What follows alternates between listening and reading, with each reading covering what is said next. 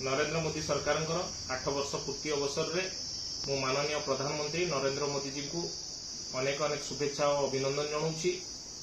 मु धन्यवाद दूची मोदी जी को तांकर वैदेशिक नीति जो आज सारा पृथ्वी भारत को विश्वगुरु रूपे मानुची एवं धन्यवाद दूची नरेंद्र मोदी दूरदृष्टि को जहाँ फल 70 वर्ष धरी वंचित थिबा भारत वर्षर नागरिक माने आज छात घर पाउचंती।